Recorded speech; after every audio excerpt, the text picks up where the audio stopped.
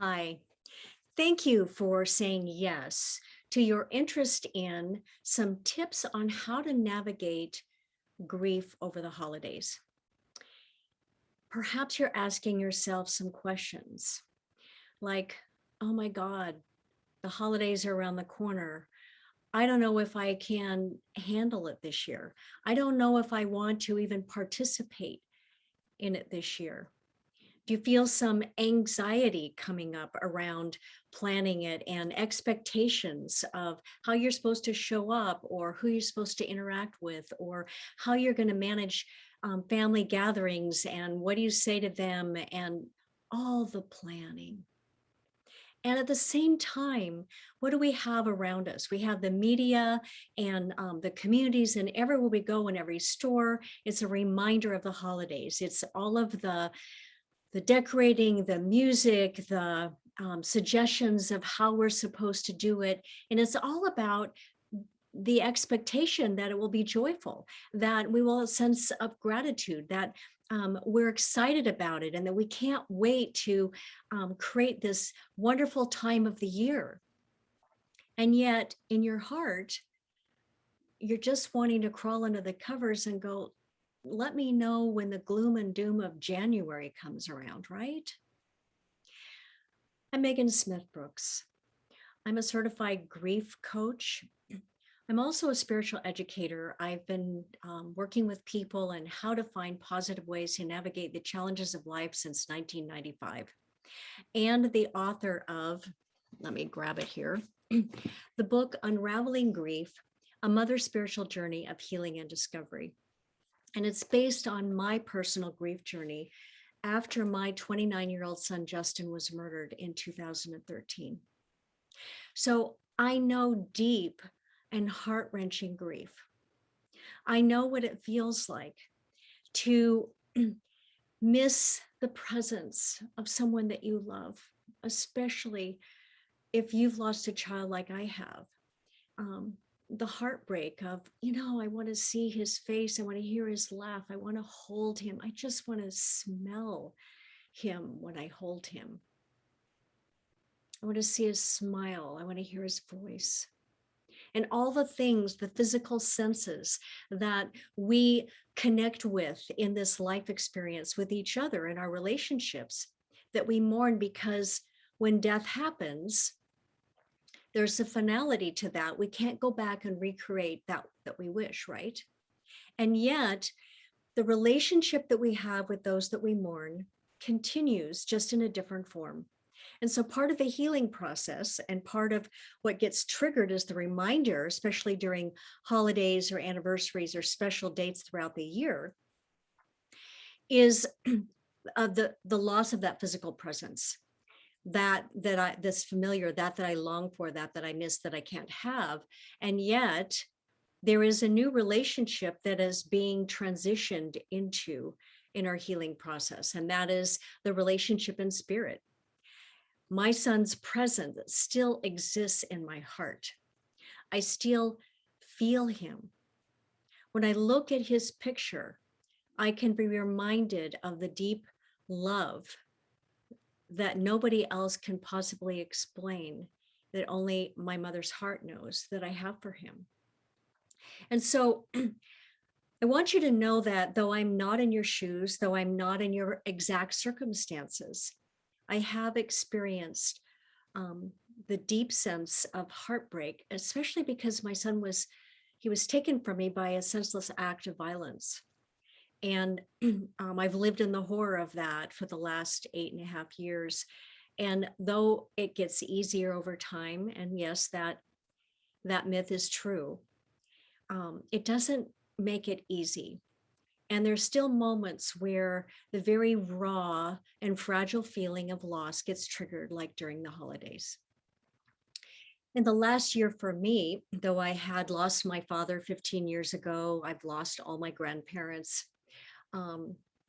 Last November 22nd, it's almost the anniversary date of that, one of my sisters took her life by suicide 4 days before Thanksgiving. She was the caretaker for our mother. I have 3 surviving sisters. who was in the process of dementia starting to take over to where she really couldn't take care of herself anymore and her memory was going. And so she needed somebody to be with her. And my sister, who struggled with alcoholism and depression, really probably shouldn't have been in that role. And so it got triggered for her. It was a very painful time. And since then, as the oldest sister, I had to take charge of my mother's well-being and find a way to move her into assisted memory care, getting her qualified for Medicaid. And we finally moved her, and against her will, it wasn't a happy process, the end of April of this year, and had to move all of her things and figure out what to do with that stuff. At the same time, trying to find the best care for her as she went down this process of her connection to reality and life. And a week ago, my mother made her peaceful transition. So this holiday, my family, are we not only looking at the anniversary date of my sister's passing, but also our mother. And so I'm here to let you know that though it's painful and though it's difficult, we can create a plan with some tips and tools and a way to navigate and manage the grief over the holidays. And so the first thing that I want to say to you is thank you for your willingness and your courage to be here, to spend some time with me and to consider some form of support and help. And in doing that, I want you to just give yourself a hug. So this is what we do when we need to feel a dose of love, when we need to feel some comfort. It's like we can provide it for ourselves. So give that to yourself right now and just feel that sense of love, because that's part of what we're yearning. And yet the very reality that you're grieving, the very reality that you're feeling a sense of pain from the loss of a loved one, no matter what your relationship was, is because of your deep capacity to love. We would not feel the pain if we did not love. So it's a reflection of a beautiful part of who you are, and also the relationship that you mourn. And so that's a gift in itself. One of the things that I found is if I can shift away from what I can't have, what I've lost, what I mourn for in the physical, and shift my awareness to the cherished memories that are always contained in my heart, those gifts that no one can ever take from me, the things that might bring tears to my eyes, but also a smile to my face. Those are the reminder of the special relationship that you had, and that presence of that soul that you love is still with you. And so we can still find some meaning and cherished moments or sacred moments in the midst of holidays, even when we're missing a loved one. And so after you've given yourself a hug and you have acknowledged that by showing up here, I'm willing to look at perhaps a new way of celebrating the holidays, a new way of approaching the holidays, a new way of finding the possibility of meaning within the experience, knowing that it will be different. And see, that's the key. Everything life presents to us puts into motion a change. And so what we're clinging to is what we used to have, the family traditions, the way we've gathered, and that there's this sacred empty space that will need to be filled. And so I'm inviting you into this process of accepting that things will be different. And it will be different every year.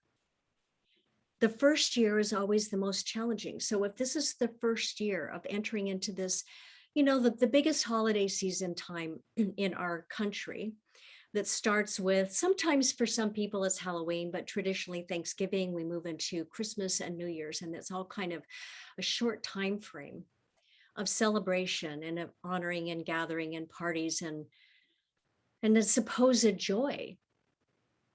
So one of the greatest gifts you can give yourself is the gift to know that you still deserve joy and a sense of celebration, even though there's a hole in your heart.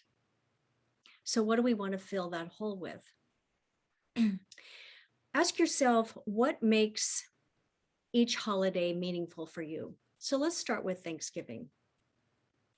You know, the overall intention is to acknowledge our blessings, to give thanks and appreciation for the things that have made a difference in our life, the things that we value. And so what would be one of the most important things that we could honor that has meaning and value to us? And that is some essence about whoever it is that you're mourning, the precious soul that you're missing.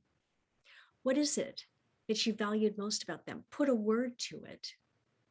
Perhaps it's their character, their smile, their vivaciousness of life, or maybe their quiet presence, the way that they touched you.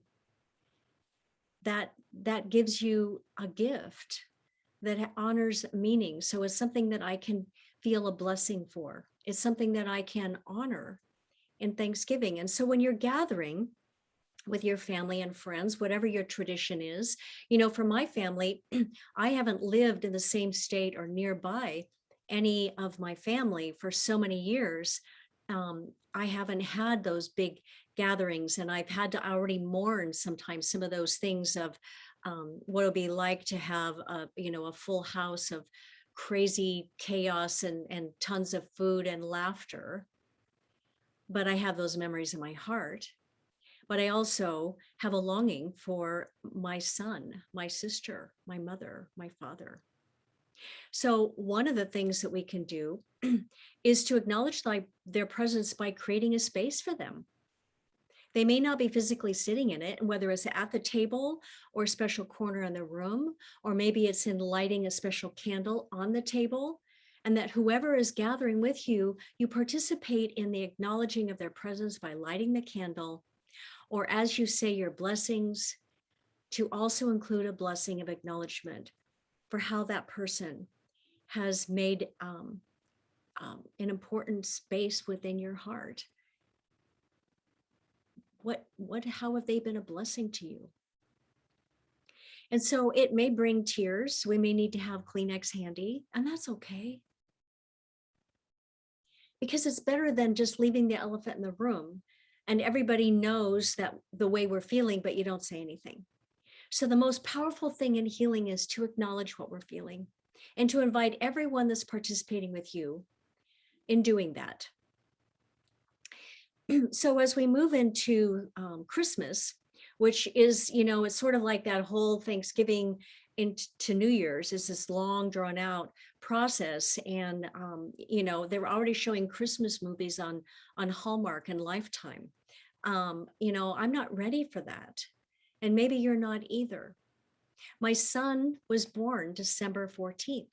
So his birthday anniversary also was in the midst of all of that. And there was always this joke in the family that his name is Justin, that he was born just in time for Christmas.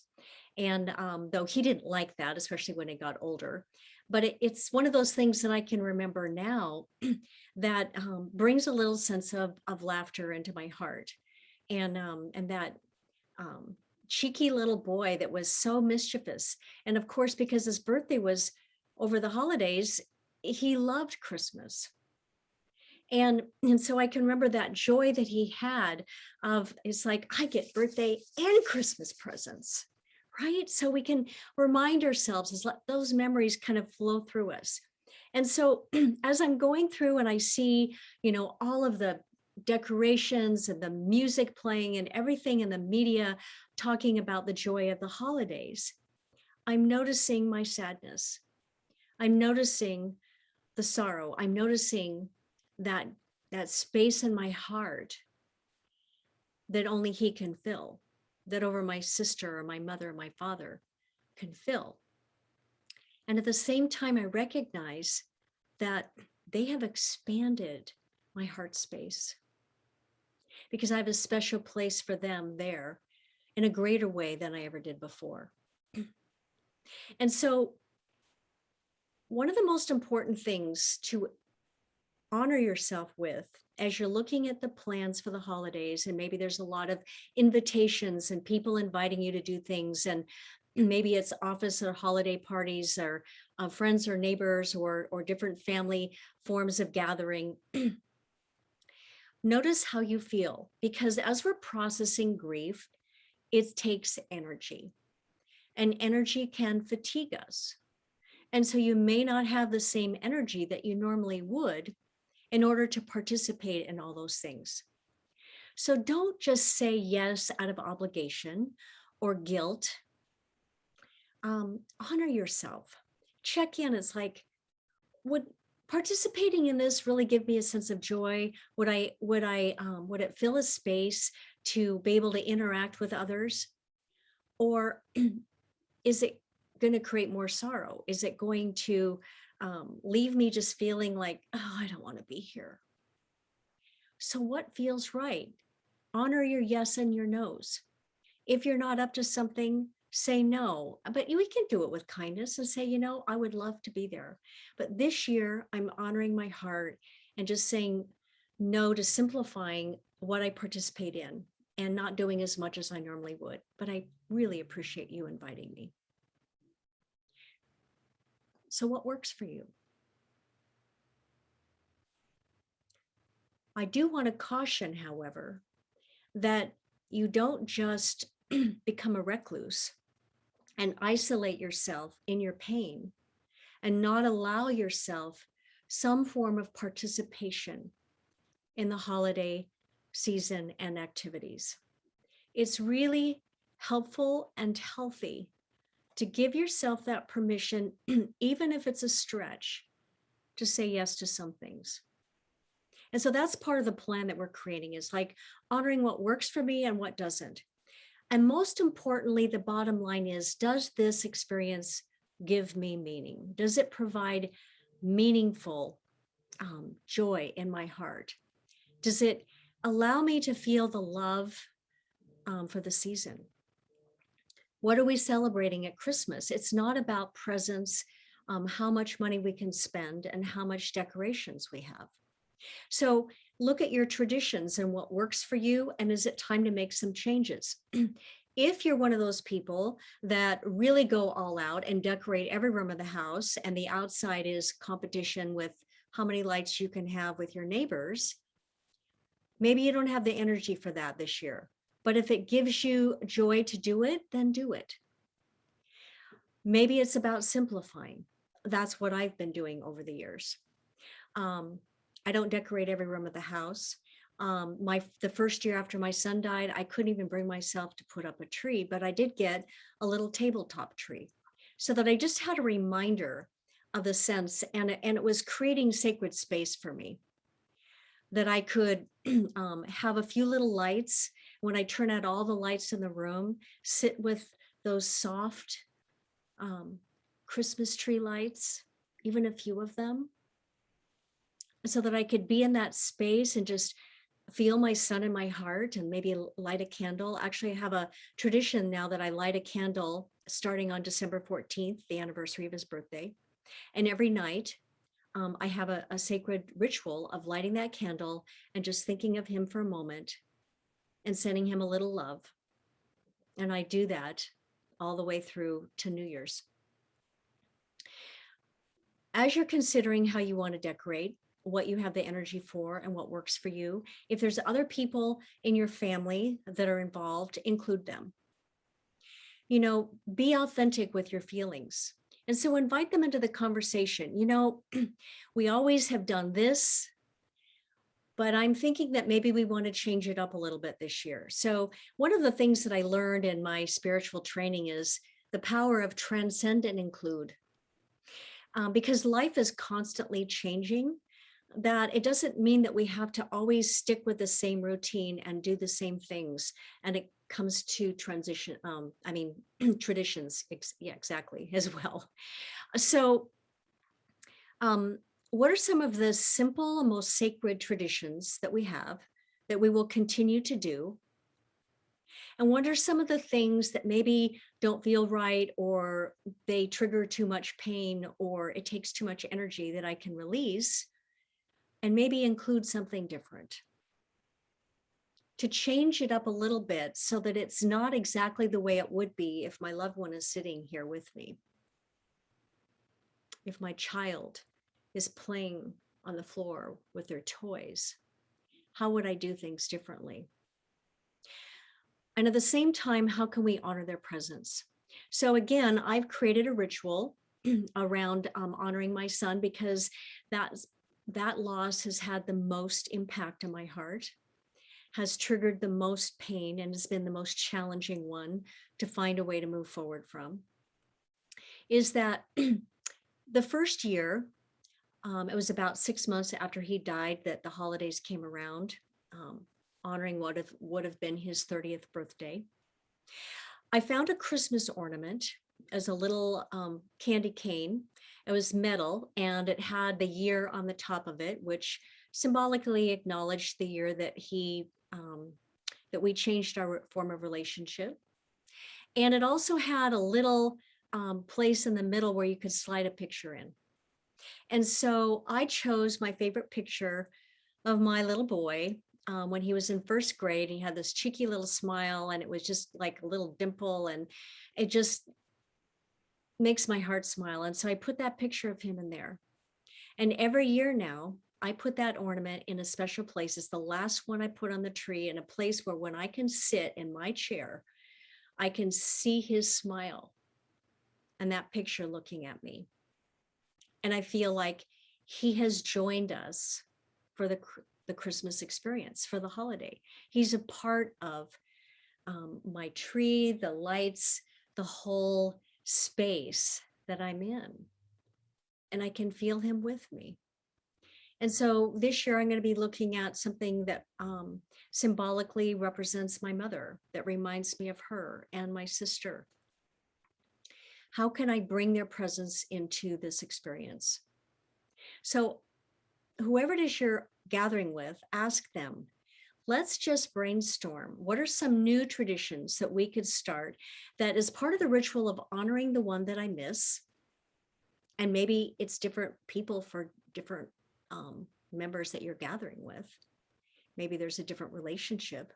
What is something we can do that honors them, that changes, that becomes our new tradition, our new ritual? At the same time, we include the ones that still have meaning, that still serve a purpose for us. So we don't have to just stop doing everything. And, and this is a good process of really just looking at how do we move forward in life with everything. It always is a benefit to review and renew. How am I showing up? What's important to me?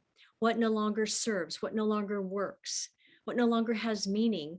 And can I gracefully let it go? And then what do I want to add into it to fill that space? What do I want to include that enhances my experience? A couple of the other things you may want to do is, in your quiet time, just journal out your feelings. Because the thing is that you want to get that energy out. You don't want it to sabotage you. And you don't want to just sink into the sadness so that you don't have the capacity to finding some sense of joy. Because our divine nature, the essence of who we are, is joyful. It is creative. It is expressive. It is expanding and evolving. And so we stagnate ourselves if we stop participating in life, especially if it's painful and hard. Remember that those are our growing edges, and we transform it and we move through it in powerful ways when we acknowledge it and we find ways to use that energy to create something that enhances our experience right now in more meaningful ways. It's really what the holidays are all about. A ritual that allows us to find meaning and purpose, a sacredness. And maybe it's in discovering something new about me. It's what I always looked at for Christmas. It's like the birth of the Christ is really about the rebirth of our own spiritual nature. What is something new that wants to emerge from me this year?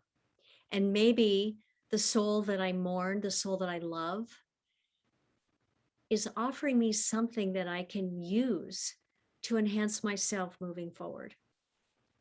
Maybe that's the special gift that I would never have had I not had this changed relationship with them. And as we move into the new year, I find that it's always beneficial if I just acknowledge, what were my experiences this year? What are the things that I'm ready to let go of or change form of? And what are my blessings? To write those things out. And the things that I want to leave behind, the energy that isn't useful anymore, I burn it. You can just light a candle, put it in a bowl so that, it doesn't get into your house, or burn it in your fireplace. And just be with the energy of that releasing, and then write out to yourself. I call it a letter to God, but it could be a letter to your divine self, whatever you want to call it. Write out, what do I want to bring into the new year? What do I want to manifest? What do I want to experience? And maybe it's how I'm going to honor the love that I'm mourning, that beautiful soul that I miss so dearly in the physical presence. How am I going to invite them along for the ride in my journey of experiencing life one day at a time? And celebrate these anniversary dates, these monumental moments in time.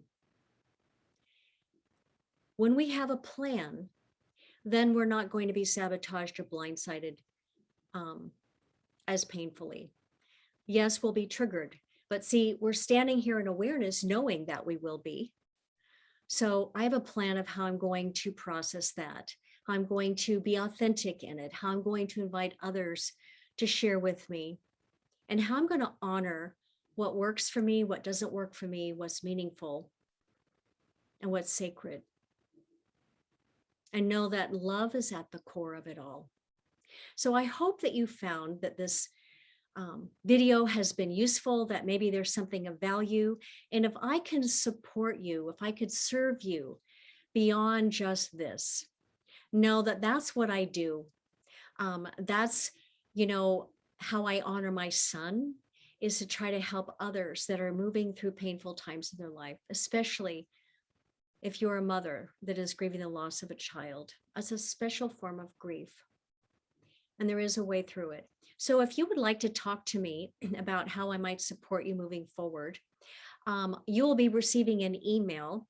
Well, I'll invite you to set up a calendar date where we could have a Zoom session and just talk one-on-one, and see if the programs and services I have might be useful to you, or just to have a conversation with a real person that understands the pain of your heart, the pain of grief and loss, but also the beautiful gifts that it can offer you when we acknowledge it and say, okay, I'm still here in the land of the living.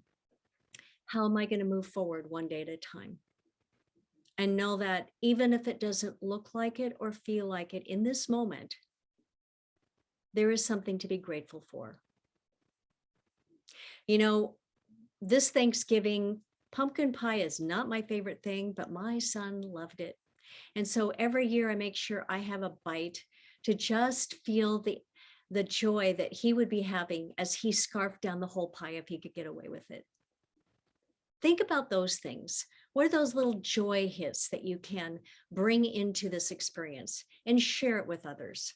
We all deserve to be in that place of supporting each other, and also finding ways to create new memories that will bless us in the future. And you never know how they might serve somebody else someday, when maybe we're not the one that's here in the land of the living. So thank you for joining me. And I hope that we have a chance to have a chat so that I can see if there's a way I can support you moving forward. But I honor you wherever you are in your grief journey. And know that you can get my book. It's on Amazon. It's in paperback and Kindle form, and I'm working on an audio version. There's also additional useful tips and tools and practices, along with some embedded guided meditation videos, not videos, audio meditations that might be useful to you. So thank you again for this time, and blessings for finding the joy and the holiday amidst loss. You can do it. Bless you.